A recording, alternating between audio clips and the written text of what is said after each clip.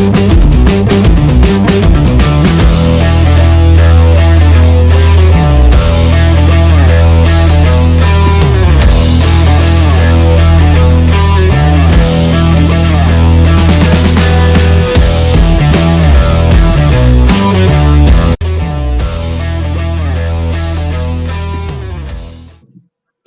everyone, I hope you all are doing well.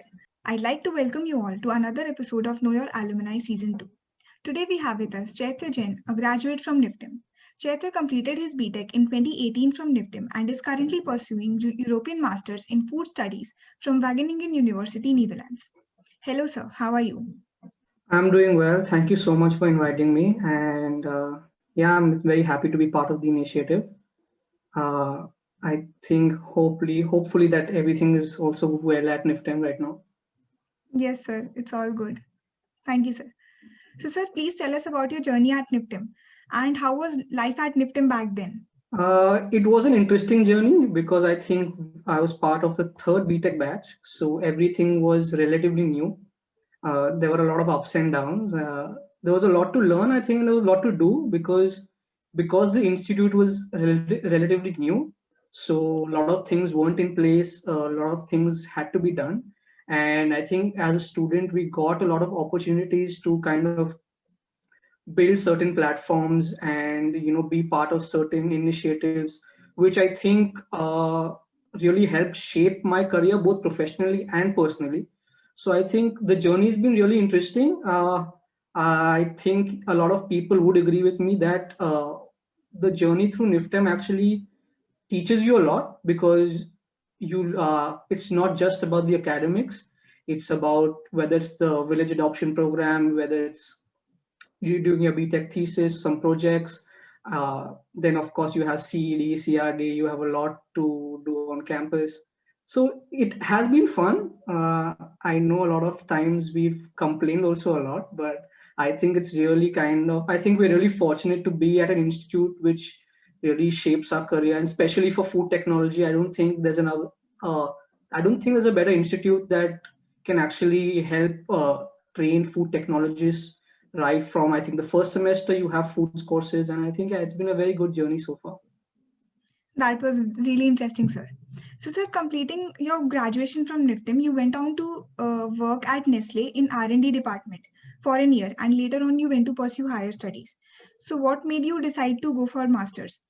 I just think it's maybe I'll just give two reasons. I think number one, mainly because I think it's about challenging yourself. I think because I was very passionate about food technology and very passionate about the work I was doing. So it was kind of a way to learn more, broaden my horizons, and get to really expand my skill set. I think that's something everybody looks to do. And the master's program was mainly to learn more, to kind of push myself to know more in-depth knowledge of the food industry, and I think just get more exposure because a master's program really opens up your thinking and the way you look at things, the way you understand things, and uh, that's the difference you feel that once you complete your bachelor's.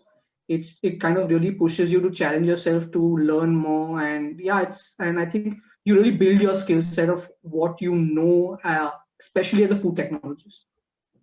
That was really interesting.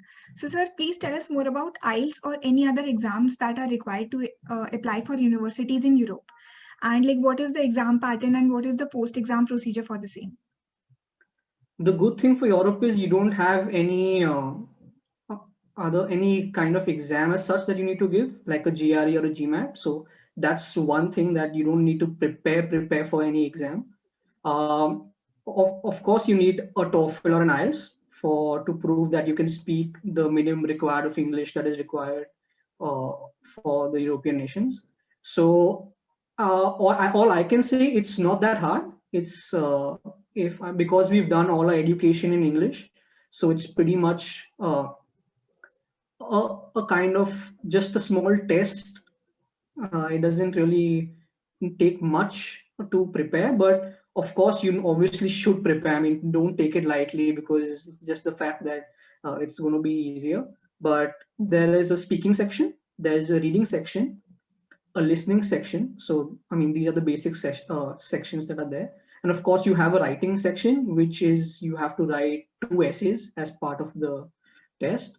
I can say from experience that the test, the essay, which is a part of the test, is the hardest part because it kind of requires to have a proper structure.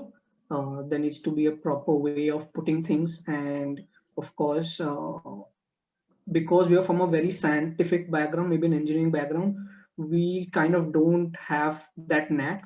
We kind of sometimes don't know the actual way to kind of structure an essay as such. But yeah, I mean, as long as you prepare like around 2 or 3 months in advance before you give the test, I mean, I would always recommend starting at least 3 months in advance for a TOEFL and IELTS, so that you get into that mood of actually putting in the number of hours, because it is a long exam. Uh, it takes approximately 4 hours to complete the exam on whole. So for a student, that is challenging because it's frustrating to actually sit in an exam hall for 4 hours. So you need to be well prepared for that. And I think when you start in advance, you get the knack of actually making sure that you can sit through an exam for 4 hours. And I think that's the basic preparation that should be required. Thank you, sir. That was really descriptive. So, sir, after getting the exam score, what is the procedure to apply for different universities? And should the focus be at the course or the subject or the university ranking? Okay, so firstly, just answering your question on so when you give your TOEFL or the IELTS, you have the option of sending your scores free of cost to four universities of your choice. So based on whichever university you have chosen, you can just enter the institution code. You can find that on the website, and just after you finish the exam, they will ask you that do you want us to send your reports. So you can send to up to 4 universities free of cost. And for an additional university, I think it's around $20. So if you want to send to more than four, then you have to pay the additional $20 per university. And this is for both Europe, USA, Canada, Australia, wherever. So you have to pick your four very carefully if you don't want to spend the extra $20 per university. So I think it's very important to have a clear-cut idea of where you want to apply, because I think everybody has different preferences. Some people want to go to Europe, some people prefer North America, and some people prefer probably Singapore, Australia. So, I mean, you just need to pick your four. And regarding the rankings and the courses, I think it's kind of a very personal thing, because some people look at rankings. I mean, and there's nothing wrong with looking at rankings, obviously. It's something that we've done, I think, all our lives. We've always looked at rankings before choosing any institution. But I think, as even you must be knowing, that there's no standardized ranking for food sciences as such. I mean, there are various rankings and they rank courses differently. So in some rankings, you may find, let's say, Wageningen at number one, but in some rankings, you'll find the university from China at number one. So it's very kind of, it changes with rankings, it changes every year. So I personally believe that you should focus on the course, because in the end, that's what you're going to do, right? That's what you're investing in. You're not investing in the university as such. And from what I can tell you from experience is that nobody cares about the ranking once you're finished with your masters. Nobody kind of cares whether you come from a rank 1 institute or come from a rank 50 institute. What matters is what you have learned, what your course has taught you. And I think it just matters on the skills that you develop through the masters. And that's why you should pick your course very carefully. So no matter whether the rankings are in your favor or not, really just believe that that's the course I want to do, and just go for it then. That was very insightful, sir. So, sir, tell us more about how you applied for Wageningen and like what was the procedure to get into the European Masters course, keeping in mind the limited number of seats available for that course. So there are two stages to the application. So first, they have a general application for the Masters in Food Technology program for the whole, I think, of Wageningen University. So you don't have to choose your specialization in the first step. And that just requires your bachelor transcript, your CV, your IELTS and TOEFL score, and a letter of motivation. So it's very simple. There's no specific essay or test that is required. And once you submit their application to Wageningen University, within a few weeks, they inform you whether you're selected for the master's program or not. So once you're enrolled into the master's in food technology at Wageningen University, then you have to specifically state your interest that I want to be a part of the European master's specialization. In that case, there is a second stage where you have to send in 2 recommendation letters, your CV again, and a short video, a 60-second video based on why you want to be a part of the program and why they should select you. So you send these 3 to your course coordinator for the program. And if you get selected, there's another shortlist where you have to do a Skype interview with the course coordinator. It's a 25-minute to 30-minute Skype interview uh, where they just specifically ask you why you're passionate about food, what's your motivation behind taking the course, and they ask you various things on your CV. So obviously be careful on what you put on your CV, because they really focus on what you've done and really kind of ask you questions directly from your resume or CV. So I think that's one input I would like to give. And they take around a month to give the final decision on whether or not you get selected for the course. The good thing is that by chance you don't get selected for the course, your admission to the food technology masters is yet valid. So even though you don't take up the European master specialization, you can take up other specializations, and Wageningen has around 8 to 10 different specializations. So don't be disheartened if you don't get into the master's program, specifically the European masters, but you can always choose from the other specializations that are available at Wageningen universities. That will always remain valid once you get in. So or you can always choose those specializations as well. Regarding the limited seats with the European masters, they try to keep the course as international as possible. So they look for people from different backgrounds, different nationalities, different cultures. So there is a limit on the number of Indians that are also admitted. And so you have to be careful. I mean, and don't take it for granted that they can fill 10 spots with Indians. They have a limit of 3 to 4 students that they kind of fix, because motive behind the program is that you interact and work with people from different backgrounds. You do your team project with different people, you work on specific tasks and labs with different people, you communicate with them, you do a team project with them for 2 years, and of course you have the 9 to 10 month thesis, which is at a company. So obviously you can't have 40 to 50 students really being admitted, and the company kind of has that limit that they can only take 1 or 2 students at the most. So that's why the limit of the masters is also to around 20 students. This year, I think because of COVID, they have around only 16 students. So it was harder this year, but hopefully next year, if everything goes well, I think it'll be back to around 20, 22 students. And yeah, the limit is set because again, you have that limit because of the companies that are involved with the program. They have those limitations as well. That was really elaborate, sir. Thank you. So, sir, please tell us about the European Masters course and what all does it include, and in which all countries does the course take place?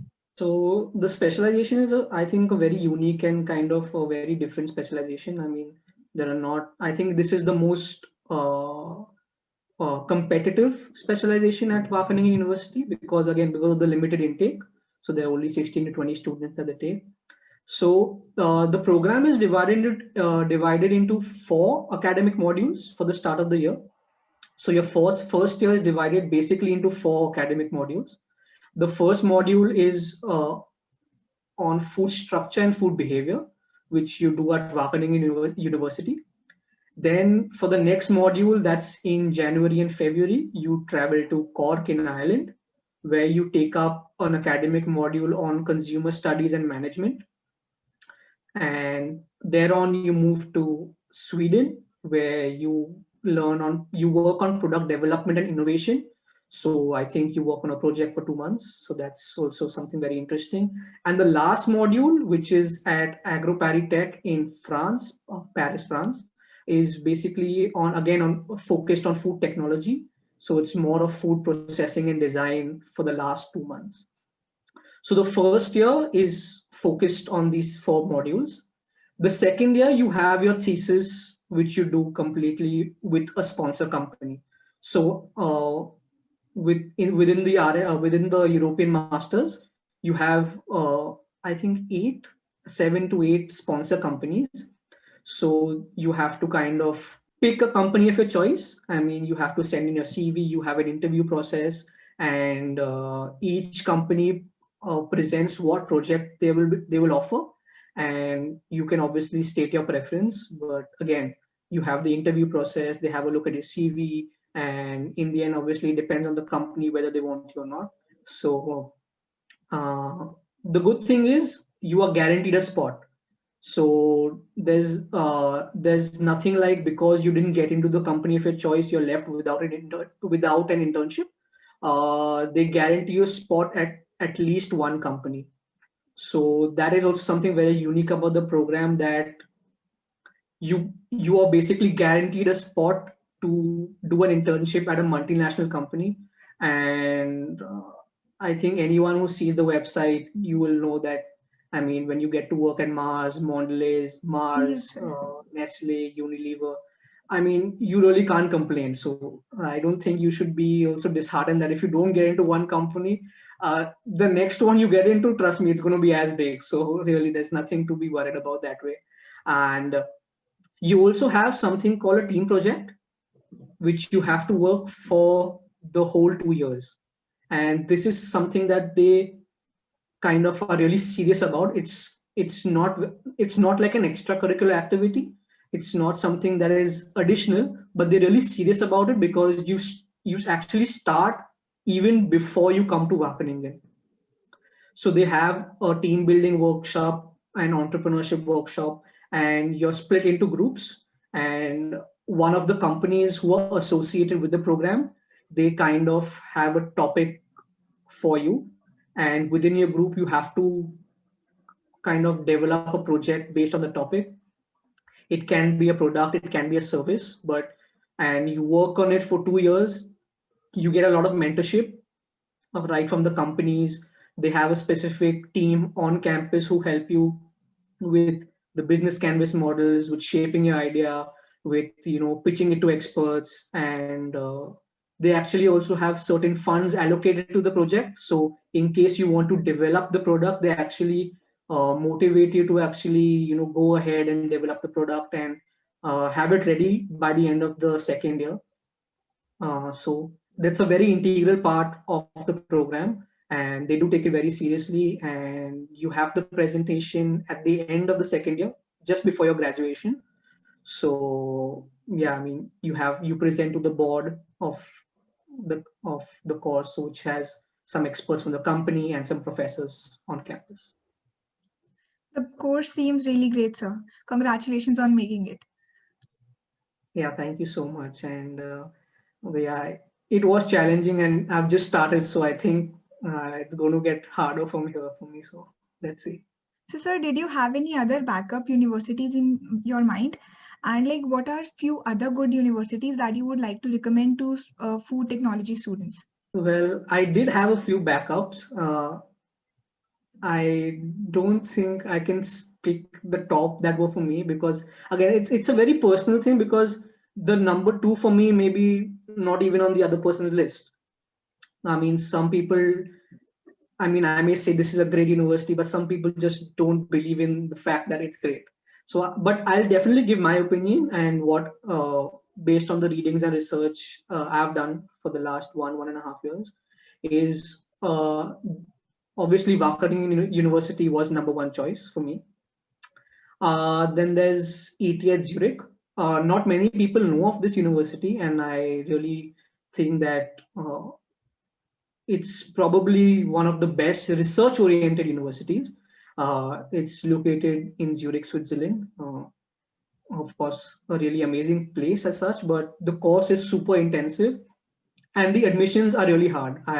It's one of the toughest programs to get into because it's purely academic focused and purely research focused. So, I mean, they don't look at probably your resume and your extracurricular activities. They're really not looking into that, but they're looking purely into your CGPA, your bachelor's academics, and your research projects that you've done. Then, of course, there were two universities in the US that I was looking at, Cornell and Purdue. Again, very highly reputed universities, specifically for research, because again, in the US, specifically, I can talk for Cornell and Purdue, you only get admitted if a professor has a research project for you. So Yes. no matter how good you are and how well you've done in your bachelor's, if the professor doesn't have funds or a project which is going to start in that year, he will not admit you. So it's just not dependent on your bachelor score and your TOEFL or GRE. It's really also dependent on whether or not the professor has a research project which you can do for 2 years and has the funds also to actually sponsor your study. So actually these were my top four. So it was Wageningen University, ETH Zurich, Cornell and Purdue. So these are my top four. But also I would just like to add that there are other courses like the European Masters. So if you have you can also look up the Erasmus program, which is a fully sponsored program. So that's one advantage with the Erasmus program.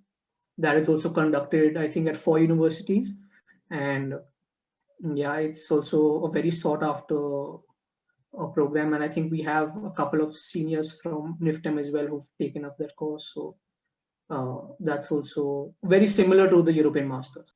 Thank you so much, sir. I'm sure these suggestions would be really helpful for the students.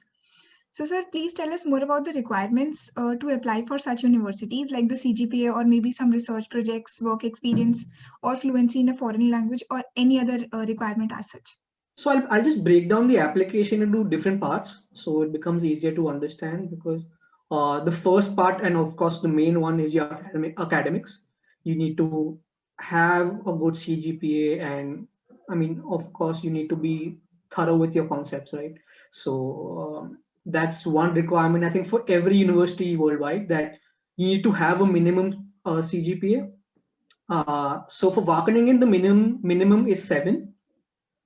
So, but for ETH Zurich, it's around 8.5 to 9, because they are very academically oriented. They kind of very strict with, we want to make sure that you have that 8.59 CGPA. So, but always you can try. I mean, there's no harm in always trying. I mean, you can always try and give it a shot. Uh, but other than academics, of course, the internships matter, because they look for work experience specifically because they want to know what you're interested in and what you know about the industry. Because as students, we're very fresh, right? We don't know much about the sector and what is going on. But the internships really are like a plus to our application, because you kind of show the people seeing your application that you have worked in the industry, you know what it takes to actually do that kind of work. And of course, it's always a bonus that you have work. So whether you have the internship or you take a gap year of working for 2 years and then doing your masters, I mean, it's of course your choice. You can always do your master directly after your bachelor's. I think that's an advantage, I think, with students from NIFTEM, because we anyway do that 6-month internship which is part of a bachelor's course. So you can actually try and do your master's directly after your bachelor's. You don't kind of need to look for that work experience for probably 1 or 2 years. So that's always an advantage. Secondly, I would also say focus on activities on campus. That's one thing we students miss out on, because uh, I can actually say that from being part of NIFTEM during the initial years, that a lot of people were skeptical to be part of certain things on campus, because it takes a lot of time, the academics get hampered, and it's just too much work. And of course with uh, it takes a lot of your time and effort. So I mean, some people just say that it's good to focus on academics, but I kind of disagree with that. You should focus being an active part on campus, whether it's um, any cultural society that you have, or it's a sports society, or I was lucky enough to be a part of both CED and CRD. So that was something that I was doing on campus. And it takes a lot of effort. I mean, even you're a part of CED, so it takes a lot of effort. You have a lot of events to organize. Uh, I mean, when the professor calls you, he'll be like, "No, I want to meet you now," and you have to leave all your work and do that. Yes. But yeah, I mean, it does take the effort, but I would definitely say it's worth it. Today, I mean, a lot of people told me why I was doing so many things. Like, of course, I mean, it was a lot doing CED and CRD both, because I mean, I had sleepless nights. I can tell you that I didn't sleep much, but I feel you. today today actually when I look back, it's really been worth it, because it made me realize a lot of things. I think personally you really develop as a person, because you kind of know how to handle people, know how to organize events, you know how to talk to people from the industry, you know how to communicate with them. So when you enter the industry or you enter a master's program, you're already at an advantage. You're already at an advantage of communicating with people, organizing things and getting things done. So you're not dependent on other people doing something for you, but you can actually take tasks and actually be like, take the task in your own hands and be a leader, saying that I will do this, and I don't need other people to do it for me. So I think these three things are very important: your academics, your internship work experience, and of course your on-campus activities, whether it's sports, cultural, CED, CRD, anything. You can pick anything you want. I mean, don't just think that one thing is prestigious and the other is not. Pick anything you want on campus, but be an active part of it, and uh, of course, it'll help you a lot. And a research project is optional. I mean, of course, not many bachelor students take up research projects, because again, time is also a concern. You have classes from 9 to 5.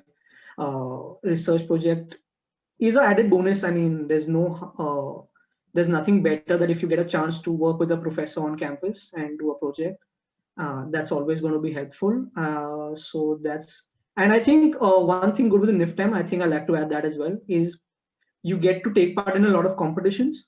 I think national wide competitions, whether it's product development, whether it's, I think, case study competitions or quiz competitions. Make yourself available for those as well, because obviously you don't want to just keep your skills within yourself. You need to get your skills out and you need to show it to the world out there, because until they know what you're capable of, really they're not going to want you, or you're not going to kind of uh, achieve much, because these competitions teach you where you actually are. You may think you're the best, but really when you step out into the outside world, you know where you stand. So these competitions really are like a learning experience. So obviously always keep yourself available to take part and participate. It's not about winning. I mean, don't only look to like, I need to win the first prize or just the second prize. Look to participate, look to learn, and look to see where you can improve, because in the end that's what matters, because you're not in competition with anybody but yourself. Always remember Definitely. that. So I mean, always remember that. So I think it's about participating, and that's something, again, I really believe in, and I really think that it's important for students to actually also pursue while they're at NIFTEM. And I think you need to make the most of it, because you're at a national institute. You're at a national institute where you get so many opportunities which other students don't. So you are at an advantage, and use it to your advantage as much as you can. Yes, sir. That was really, really insightful. So, sir, please tell us about the living cost in Europe, and like how can students apply for scholarships there, and like what is the criteria for applying for scholarships, and like what are the basic requirements? So the living cost specifically, so I can talk specifically about Wageningen University. So the total cost of the master's program is around, in Indian rupees, around 40 to 50 lakhs. So that's kind of the rough estimate. Around 40 to 50 lakhs is the total cost of the program, including your living expenses. So it's including everything. So yeah, it is a big investment. I know for a lot of people like us who come from India, it's a very big investment to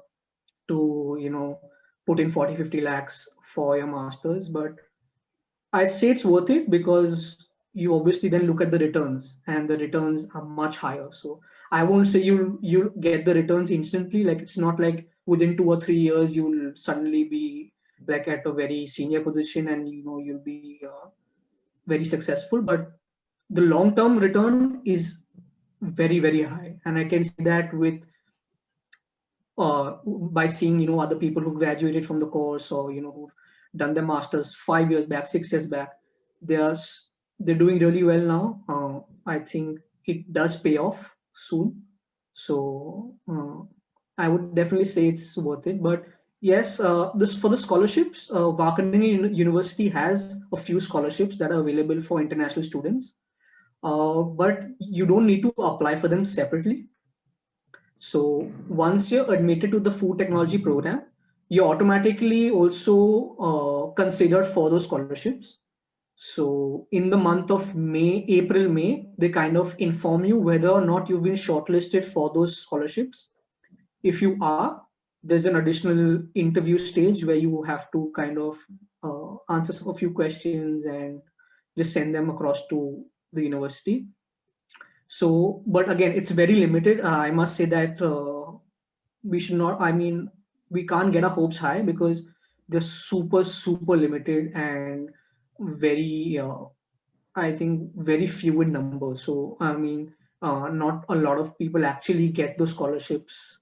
Uh, but you can always look at external scholarships which are available in India, uh, which I think one of them, I think Tata has one program, and you can always look at external scholarships.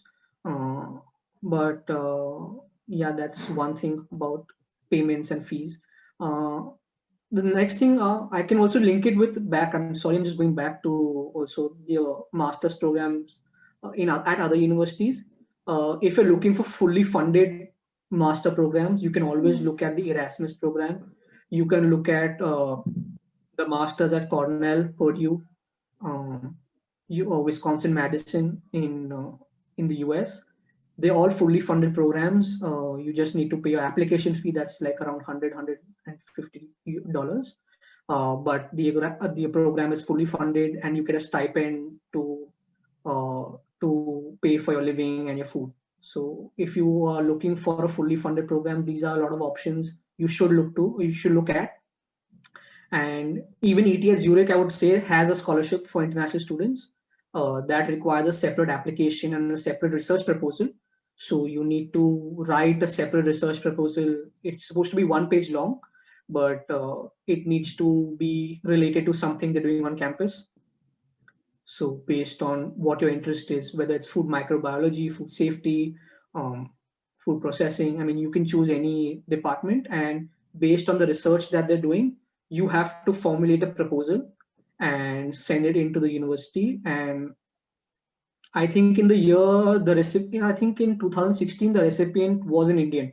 So I think it's a very positive sign that they do look at Indians to give out their scholarship. So you can always apply for that.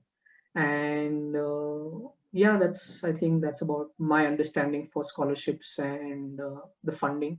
But I would say don't let the cost be a barrier, because I know we kind of think not to apply just because it's 40-50 lakhs and it's a very big investment. But if you look at it in the long run, and if you're specifically very passionate and motivated to do the course, I highly recommend it, whether or not you get a scholarship or whether or not you get funding from the university. Thanks for being so elaborate, sir. So, sir, what are the few tips that you would like to give to the students applying for universities abroad related to exam or interview or any other relevant things? And like, what were the few things that you followed and that might be helpful for the aspirants? I think I've said a lot. I think I've focused on a lot of things, but yeah, all I can say is that again, like you said, you should always focus on the course that you want to do. I mean, Yes. don't look at the rankings. I mean, just keep that aside for once, and just ask yourself what course you want to do, and is it oh, is it that you actually want to do it, or you're just doing it for the name, just for the name that you'll be a part of the best institute in the world. uh, but select your course wisely, because again, when you do your masters, you have number of possibilities. You have tons and tons of specializations that you can choose from. So you need to know whether you're interested in food safety, food microbiology, food processing, product development, dairy technology, sustainability. I mean, you have so many choices. So I mean, the first thing is, um, get that right. I mean, get your mind focused on, yes, this is what I want to do, and this is the course I want to take up. Then obviously look up universities that offer that course, maybe in Europe. And yes, obviously you can have a location preference, that's totally fine. But then look up universities that offer that course, and then choose the course that excites you the most. Because again, like we previously discussed, that it is a very big investment. So you should take the right decision. Don't take your decision in a hurry, and don't kind of follow other people. I mean, that's one Yes. thing I would always say, that don't let the opinions of other people bother you, that why you applying here, you should rather apply here, this is a better place.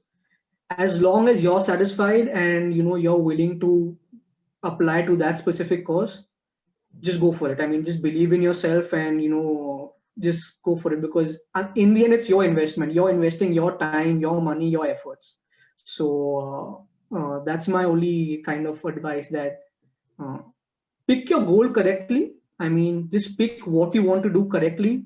Back yourself through and through. Believe in yourself, trust yourself. And I think when you work on it, I think then nothing is impossible, probably. I think that's the only thing I can say there. Thank you, sir. I'm sure it would be really helpful. So, sir, what are some few generic advices you would like to give to the Niftimites? Be passionate. I mean, really just enjoy the whole journey. I mean, don't. I mean, I know there are going to be a lot of ups and downs. You'll enjoy some moments. You won't enjoy some moments. But really, kind of have a fun journey. Try to do as much as possible. Keep yourself busy. I mean, that's one thing that I've done, and I can always say it to other people. Keep yourself busy. Uh, don't. Don't leave out any opportunity.